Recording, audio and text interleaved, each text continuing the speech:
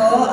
Magandang umaga po sa lahat po na narito ngayon, sa lahat po ng officials na naglilingkod po sa iba't ibang barangay po ng Lungsod ng Lipa. Magandang umaga po sa inyong lahat. Pag-support na po ng inyong lingkod, syempre po sa pamunuan ng ABC po natin dito sa Lungsod ng Lipa, sa pamuna po ni ABC President, Councilor Moyen Lac, at sa lahat din po ng officers ng Asosasyon ng Barangay Captains dito po sa Lungsod ng Lipa. Nandito lamang po ang inyong lingkod, handa pong tumulong po sa ating bawat barangay sa abot po ng ating makakayanan. Hindi na po ako masyado magpapakahaba, masaya po ako na makita po ang bawat isa po sa inyo ngayon. At isang araw po nag-birthday ako, kaya wala rin po ako hapon dahil nagkaroon po ako ng cancer screening po sa Barangay Dos, kaya ngayon lamang po ako nakapunta. At ako po ay, bilang pangwakas po, mag-iiwan na lang po ako ng sa raffle. Magandang umaga po sa inyong lahat. At congratulations po sa pamunuan ng ABC dahil alam ko po ang ganitong seminar ay talaga po nakakatulong lalo na po sa mga newly elected officials po ng barangay. Muli magandang umaga po at maraming salamat po. Thank you po, Vice Camille! Ayan, mag-iiwan na. Sa ngayong umaga, ang ating subject school, iilan na lang naman ito. Itong sunod nating subject is very, very technical. Sa lahat ng subject sa Pineo, ito ang pinaka-technical. Na sa palagay ko ay hindi nagagawa ng maraming barangay, nakakalimta ang gawin o ayaw gawin dahil hindi alam. Pero pipilitin ko ipaliwanag sa inyo sa maintinding paraan kung ano magaling development planning kasi ito hinihingi sa inyo. Ang sabi sa inyo kahapon, kinakailangan sa barangay official ay matino, mahusay, at sino nakakatanda na rin. Wala namang hindi matino dito, no? By definition, sabi, ligtakan natin yung matino. Yan, alam nyo na yan. Pero pag sinabi, kailangan may programang pangkaunlaran at isa pagpaplano. Ano kayo nakarating ng AIP na wala kayong plano? Meron kang general fund, yung kabubuan. Ano po? Our pinamahagi po ito para po sa ating personal services or para sa PS. Meron po tayong MOOE or maintenance and operating expenses. Meron po tayo para sa capital outlay. Meron din po tayong 20% para sa development fund. Meron din po tayo para sa senior citizen. Meron din po tayo para sa SK fund. Meron din po tayo para sa infra or projects. Ano pa? Disaster. Thank you. Hindi mo lahat tama yung inyong sinabi. Kaya sa capital outlay, hindi yun puto. So yung fund nandoon, ang 20% development fund, 5% disaster fund, 5% gun fund, yun ang mga punto Senior Citizens Fund, Local Children's Fund, ano ba? SK Fund. Yung fund na yun, mabisyado nyo ikinusabihin kayo hindi mandatory maglagay sa budget ng 5%. Mahirapan na kayo konti. Yung hinihingi ng 5%, pwede yung gawin, pwede wala ka mismo sariling nakatukod na 5% na kagaya na sa disaster. May sunod disaster, mandatory, ibukod mo lang kanya. Pero yung gun fund, hindi mandatory yun. Pwede yung gawin may attribution. Nakapagkaya ka na sa project yun sa 1 milyon na yun. Ano? Sa 10 project na yun, dalawa ang katalite. Halagang tigit na 2 milyon. Di 4 na milyon kung pwede mong i-attribute as God program. Hanggang sa makabuo ka sa katutunan noon ng at least 5% sa kabuuang budget. Ang tawag doon is by attribution. Sa bawat sektor, anong mga sektor yaon? Pag sinabi mo kasing plano, maaaring isa, dalawa, management plan. Yun eh, 5 lang naman ang plano, papaplanuhan mo dyan eh. 5 sektor yung barangay development plan eh. Halimbawa, isa doon, environmental management. Under the environmental management program, nandoon, anong isang project daw? Clean up drive. O tree planting activity. Hindi ka mga project na yun. Ang activity doon sa tree planting, procurement of seedlings, gano'n ang paghihimay. Yun ang ibig sabihin ng plano na susundan. So yun, sige, ito ang definition ng plano. Ang itong development plan o planong pangkaunlaran ay tumutugon kaya sabi ko rin ng 5. Ano muna? Pang-institusyon o institutional development. 5 plano yung naka-combine. Una, institutional development plan. Ikalawa, economic development plan. Ikatlo, environmental development plan. Ika-4, infrastructure development plan. Meron pa. Ika-5, social development plan. Lipunan, pag-infrastruktura, 1, 2, 3, 4, 5. Tama? O tama. 5 plano ang napapaloob sa iba sa isang development plan. Bawat isang sektor, kasi ang tuturo ko sa inyo ngayon, pagdating nyo sa barangay, supposed to be, dapat kaya nagagawa na kayo ngayon ito eh. Kayo'y magpapatawag ng isang pagkalahatang pagpupulong, kasama lahat ng stakeholders o inyong mga kabarangay para pagtulungan, supposed to be. Mag-i-initiate kayo ng isang planning workshop upang gumawa ng isang planong pangkaunlaran. Halimbawa ito, tinawag ko ng buong kabarangayan, lahat ng stakeholders, lahat ng member ng akadip, lahat na. Didivide ko yan. Dito ka sa grupo ng social sector, dito ka sa grupo ng economic sector, ikaw sa environment, ikaw sa... Yun, gano'n lang pa-facilitate. Supposed to be, ginagawa niya yan sa barangay. Ito dapat ang nilalaman ng una, sabi ko, 5. Ito dapat ang nilalaman ng social development plan. Ano ang mga programa, estratehiya, mga aktibidad na dapat gawin mo when it comes to that? Thematic plan yan nung social development plan eh. Ano yung sa edukasyon, sa health and nutrition, sa social welfare, sa housing, youth development, sama-sama yan. Itong social, yung whole youth, SKM bahala dyan. Meron silang tinatawag na kanilang barangay youth development plan na kanila. Itong disaster, kasama dyan sa social development plan, supposed to be. Climate change plan, gender and development plan, sama-sama yan. Kasi social concerns yan lahat. Yan ang table of contents dapat ng isang development plan. Pagdating naman sa economic development plan, ano ang inyong mga programa proyekto pagdating sa agrikultura, sa industry, sa livelihood, sa turismo, etc., etc., etc. Eh tayo kasi limited lang eh. Pagkaupo, titignan na lang, ayan na lang magawa. Gaya na ika. Yung nilalakad ika ng mga estudyante dito sa amin, 3 kilometro bago makarating sa eskwelahan. Putika-putika ng ika, magandang gawin. Ating bibili ng bota. May salit na paggawa ng paggawin. Bili ng bota.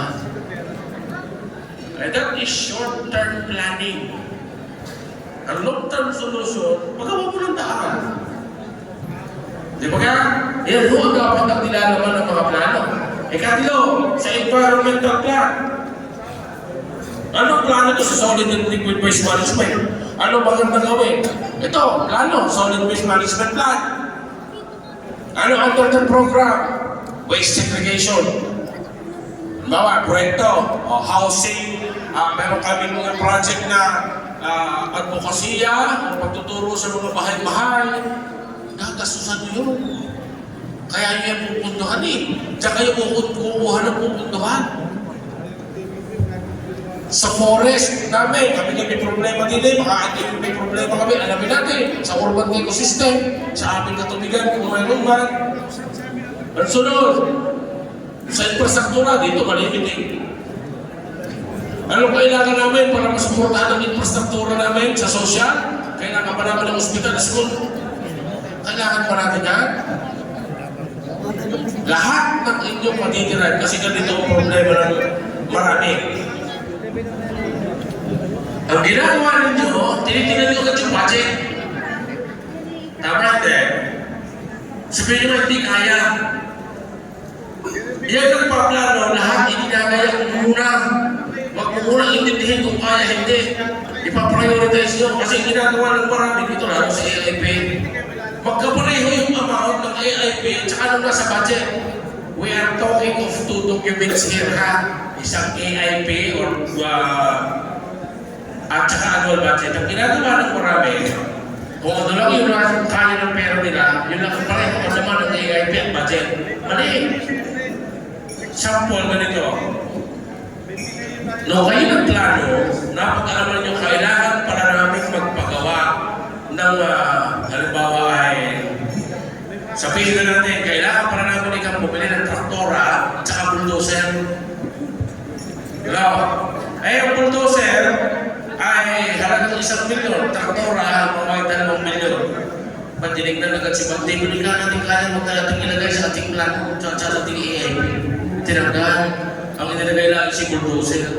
Nabigyan kayo ni Congressman ng bulldozer, hindi na palagay sa traktora. Saan mo gagastusin ngayon si bulldozer? Sana na pairiligalan mo sa paglagay ng traktora, hindi mo kasi itinagay sa AIP. Teka, at ang isa pa, ang nakalagay sa mga kailangan ng bulldozer ay halimbawa ay halagang 2 milyon. O ibang project na halimbawa, pagpapagawa ng kalsada, nakalagay sa AIP mo ay nung kayo magkwenta, kailangan makakasos ang kalsada para matapos ay 2 milyon. Abay siyang inilagay sa buwan. Nung makita si budget, wala naman pala kami pera. Nakalagay sa budget na yun, ang kaya lang nila ay 1 milyon. Yun ang inilagay sa budget. Yun din ang inilagay sa AIP. Mali! Ang AIP ay kung anong kailangan ng proyekto para matapos. Yun ang ilalagay mong amount. Samantala ang ilalagay mong amount sa budget yung kailangan yung kaya mo lang ang ilagay sa taong ito.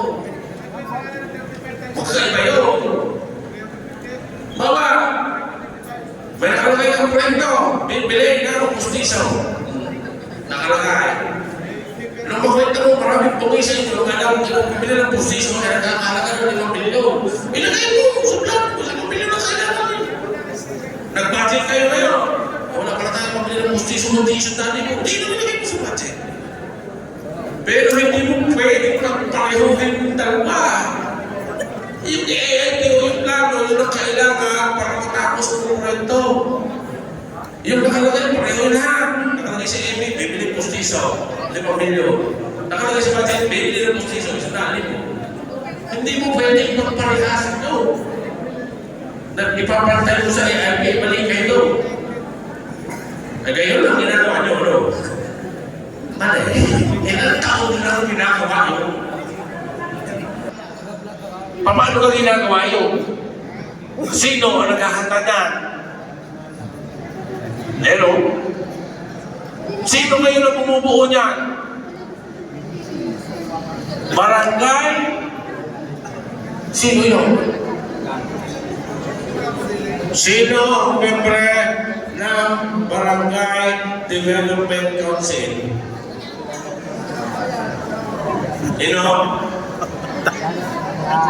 Yeah. Sino ang nakalumalong pinay nyo dito? Ito na ba yung ginagawa ko? Isi-send dito. Saan ba yan?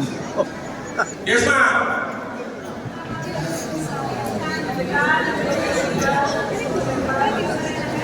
Masaling ka naman ng tama. Ay, ang Burgoy, Kapitan, Kapitolosihal, isang SK, isang congressman na yung representative po ng congressman sa base, at saka po apat na members galing sa NGO. Yes! Palakpakan po natin si Madam. Yan ang nag-a-approve. Hindi ang sanggunian. Dahil mag-resolusyon ng plano ba? Nagkain na kayo. Kompleto ng plano mo. May resolusyon ngayon ng Barangay Development Council approving the the Barangay Development Plan of Barangay Pinabayaan. May protest pa. Naghahanda.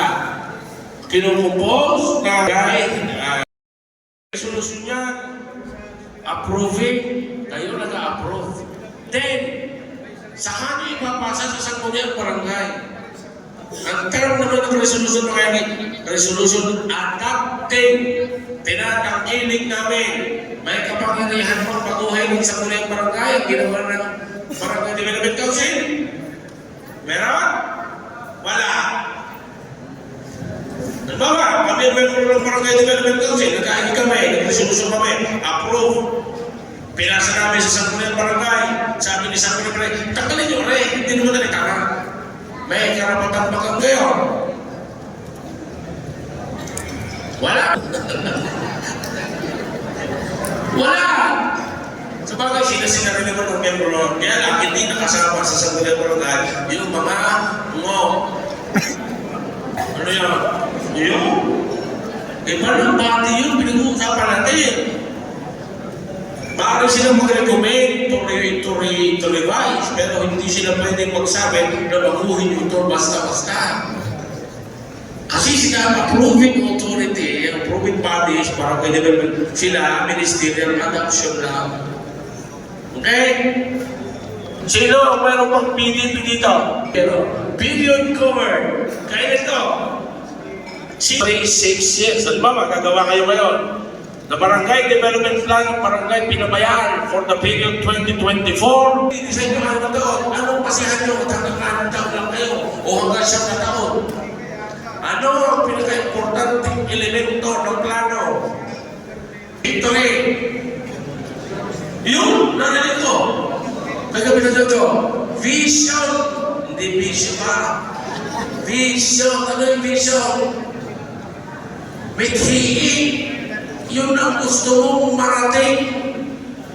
Gusto mong puntahan. Gusto mong tumbukin. Sabi mo, isang mapayapa at malusog na barangay. Halimbawa, nakalagay sa vision statement ko yan. Sa palagay ko, kahit kung mapayapa at malusog na barangay, ito yung sa loob ng 6 na taon na yung ma-achieve na natin. Tingin ko kaya. Kaya igayak mo na lang, igayak kayo pala lahat ng kailangan mo para marating mo yun. Kaya ang masagot sa atin, vision mo. Isa ikaw, malusog na pamayanan. Tapos kung nakita ko mga project ko sa pagpapagawa ng marko, pagbili ng patron. Aba, ay tingnan mo magkuhanan, marami pala sa iyo walang kaya magkuha ng project dyan. Tapos ang project may patron. Paano na kung ng patron? Kung parang dagdagan mo lang isa sa tao mo. Ang project hindi basta yung ginalagay. Ang pag-iisip ng proyekto, dyan ang mumula sa vision statement, yun ang papala. Kaya gagawa ng project, yun ang papala. Ano yung papala? Yun ang papala sa pagitan ng gusto mong marating na vision sa kasalukuyan mong katatayuan. Hindi pa sa titig na lang ang project natin na. Aba, kaya kami vision may gusto kang marating, kaya ka nakapagpayak ng mga proyekto programa, may gusto kang puntahan. Saan mo makikita yung kasalukuyan ka? Yung nagtakay mo, paano kayo nasa-RIT yan? Nawala kayo nito. Alam kong mahirap gawin aray, pero ito ang prinsipyo kasi ang nakalagay sa mata. Kaya nga kayo nag-a-attach ng AIP. Ang nakalagay niya sa mata, hindi ka pwedeng kumasta ng papublikong kwartanan, wala kang walang pagpaplano.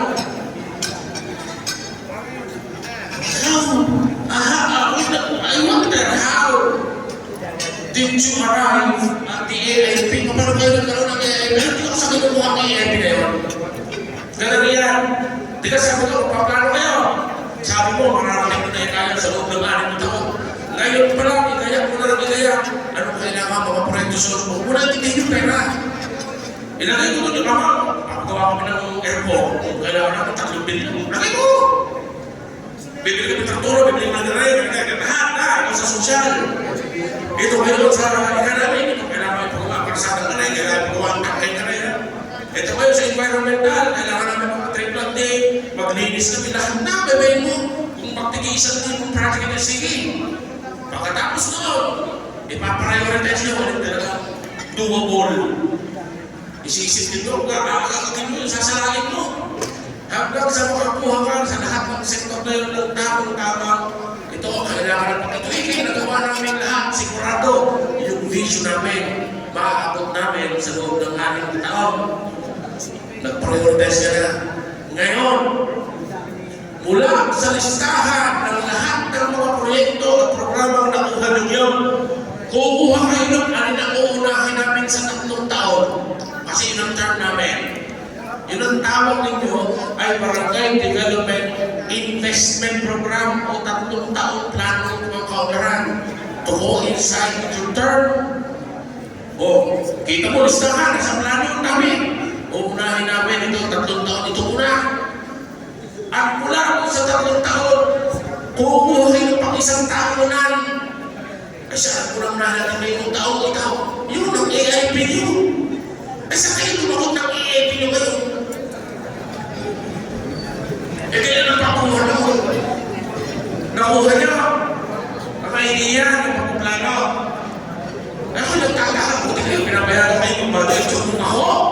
Nagsigahan mo na yung lahat ng bagay nyo. We have no option but to comply malangkas na mismo sa implementation, monitoring, and evaluation. Sa pre-formulation, yan. Unang-una, ay formulation na to, yan. Mag-i-issue muna ng pagpanguluhan kasi kapitan, bubuo ng technical working group kasama ng Barangay Development Council. Kung available, may magagas na tayo, pakain man lang ng mga yan. Pagka mga yan, nag-take na direct ang mga yan, may gastusin man lang mga. Kasi yung sunod dyan, i-orient mo na. May barangay assembly naman kayo, meron tayong gagating na pagpalakan, pagkaplano, pagkaularan. Kayo lahat ay naaniyahan gumalaw. Then, data gathering. Kukuha ka na ng mga datos, nandito na lahat sa inyo, datos kung tutuusin. Ano ba datos na kailangan mo? Populasyon. Mayroon kayo sa PSA, may data ang PSW, may PNS. Anong problema natin diyan? Pagdating sa infrastruktura, may datos, may nagsosurvey yung problema ng infrastructure na kailangan namin dito. Kailangan po namin magawa para maintain natin yung vision na yun. Sa social services, may problema nga tayo sa edukasyon, maraming tambay. Anong datos? Ilan ang drop out natin? Ilan ang ating ninja? Yun, data gathering. Ikukonsolidate mo kayo ng data. Kung nakita mo, kaya mo kinukonsolidate datos para nalaman mo yung amount ng servisyo gagawin mo at pagpaplano mo yung babalang kasi. Yun ang kahalagahan ng datos. Kaya kapag data gathering, nandiyan ang datos sa inyong BGP, MSDAT, sa inyong SJLJ, sa inyong CBMS. Kaya pinapakuha rin yung barangay na habitat para alam mo ilan yung service mo. Halimbawa ka, ang proyekto mo ikaw ay mamumutmut ng halimbawa ikaw ay meron pang ayuda program. Hindi mo naman ang madami. Ito yung bibigyan natin ng isang putin ng mais. Professional na kailangan, damihan mo ng pito ng barangay tanong, kung bumili ka, sa sako. Hindi ka mag-project ka lang. Barangay sa SK. Ayos eh, hindi naman tulungan din. Hindi naman kaya kaamon lahat ng SK. Maraming barangay na problema yung dami SK, hindi na nabayaran. Nagkakabon yung sumilahan. Lahat nila yung validation. Eh, paano ka mag-i-scholarship eh? Sino ka bibigyan mo ng ayuda ng mga pang-eskwela at mga... Aba? Sino may solo ng vision dito ang barangay? Ay, wala. Ang sangat na chismis na yan. O yan ang dapat gawin. Ito ang mga issues ikay. Madami tayong tambay. Kung dami ka hindi makapag-aral, aral pa rin ka sa parte ng disaster, o hindi ka sa puro-puro, ay talaga ikaw. Binabaha. Huwag lang, hindi maano ng ilat ng tubig ka. Ay, ang dami pa isang patanda daw, 3 buwi, 3 ulang. O yun ka maganda gawin siya ikaw, hindi bibili mo na natin ka sa kalay. Lagi mo. Ay, hindi na nag-iisip. Proyekto, mas tinitingala. Then, pag nakita mo na yung concert, ano gusto mong layunin? Para matulungan yung nakita mong problema. And that is setting the objectives. Then, ano yung solusyon dapat yung gawin? Nabaybay ko lang rin. Pagkatapos na, meron na kayo. AIP na, BDIP na. Makakakuha na kayo sa namakmak na programa ng kwento sa bawat issue hindi makikita. Ipaprioritize nyo yan. Kukuha kayo ng unahin pang 3 taon. Yun ang inyong 3 taon planong pag-onaran or the BDIP. And from that 3 taon, hindi ka ang unahin natin sa taong ito. Yun ang inyong AIP. Paano kayo ngayon nakakuha ng AIP nang wala kayo niyan? Ang gagaling. Ako doon nagtataka, how were you able to arrive at the AIP without the Barangay Development Plan? Mahirap-hirap kung nagtidihin na rin, no? Saka maraming trabaho. Tapos, sabi ang vision daw yun na naglalarawan kung anong katatayuan na ng iyong barangay. Saan mo ka gusto pumunta? Ayan ang mga definition ng vision. Dapat daw sa vision ay inspiring. O naman tawag dito sa Tagalog, nakakapaganyak. Inspiring. Dapat daw long term. Kaya nga, 6-9 years, madaling maintindihan. Alam na tilapia center of Lipa. Tingnan mo. Yan, sagutin mo ang tanong na yan. Paano mo lang nakikita ang kwalidad? Ito baka adjective eh. Bawal ko tanongin ko. Sa loob ng 6 na taon, paano mo nakikita ang katatayuan ng mga tao sa iyong barangay? Kasi pag nag-planning ka, gano'n, may meta card. Sagutin mo nga rin. Bawa ikaw. Ikaw, sir. Sa loob ng 6 na taon, anong nakikinig-kinita mo maging katatayuan ng mga tao sa iyong barangay? Sa akin po ay lahat po sa aming barangay ay magkaroon ng mapatubay para po lahat po ay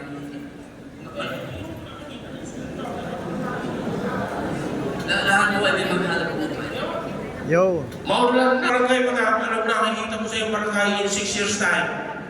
In 6 years times, nakikita ko po na ang aming barangay ay mas maunlad dahil sa mga proyektong pang-ekonomiya amin. Maulan! Sabi niya, ang tanong, sabi niya, isang sa social, sabi niya sa Israel, paulan na kami, mga tao namin, may mga hanap buhay na, ibig sabihin, progresibo na. Tanungin niyo nga ang mga sarili ngayon. Ika, masisigasig at saka mapagmatsak ng mga mamamayan. Yun. Tinanong ko sa inyo kanina, ano ang nakikinikita mo? Katangian ng iyong mga tao sa loob ng 6 na taong pinagplanuhan mo. Kailangan ika-empower na sila. Pagdating na ng 6 na taon, kasi kakit-akit ka. Hindi naman ika-kakit-akit mga puno. Puro na infrastruktura. Pagdating naman sa infrastruktura, gusto mo yung makita ay ligtas. Sa infrastruktura, ligtas na nga. Pagdating naman sa qualities, tinanong kita anong gusto mo makita pagdating ng 7 na taon o araw. Kailangan, disente, progresibo, paano naman? Yun ang kapasidad ng aming liderato. Tanungin mo ngayon, gaya na kami. Pag hindi pa, may problema. Pag may problema, i-analyze mo sitwasyon, anong solusyon? Yun, ang project niyong lalabas. Karoon ho, alam din development planning. Are, yan, nandyan din lahat yung 5 sektor ng development plan na naglalarawan sa kanila. Sila daw yung makatao, makakalikas, makabay, etc. Sa masagana at maulad, yun na naglalarawan ng ekonomiya. Tanungin natin, maulad na ba kayo? Anong kulang? Ano ang datos na kailangan? Ilan ka, taon-taon dito, ang napapasok na bagong investment, ikakauntiin. Sana may kang maka-50, maka-25% man lang tayo. Kulang. Anong target natin? Kailangan papasok tayo kahit 5, kada taon. Walang napasok ka para maraming may investment tayo. Lumakas ang ating income. Yun ang target natin. Sa loob naman ito, at least malaang maka-10 tayo. Negosyante nakapasok dito. Para at least dumami, may trabaho. Wala ka nang may sagot sa salitang paano nung alam titingin. Paano mo gagawin? Stay home. magsasakang sumasali sa accreditation program ng ito. Statement of vision. Pag nasagot mo yung paano ngayon, anong dapat, sunod na tanong, anong dapat gawin? Parating yung lalayunin mo ngayon. Budget at supply. Barangay development yung sinasabi yung 3 taon, uunahin mo 3 taon. Ibang usapin nyo, taong planong pag-olaran ng barangay development investment program. Sino nagsasabit pa nito? Ang isang project doon sa infrastructure development program. Infrastructure development program. Ang isang project doon, completing of barangay roads. O, kailan mo i-implement? First step. Oktubre. Kasi by Oktubre, ay March to April, tapos lang inyong planning workshop. Kasi tapos